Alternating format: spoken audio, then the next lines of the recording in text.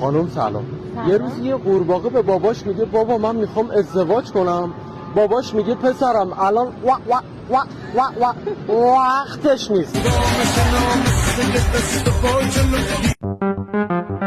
خانم خوبین؟ من به شدت گرممه، لطفاً فقط با من سرد برخورد کنید.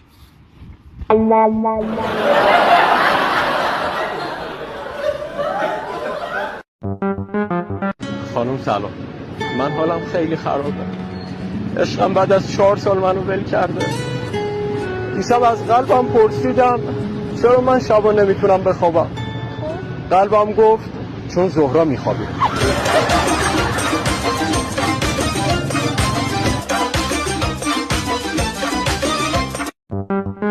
خانم خوبین؟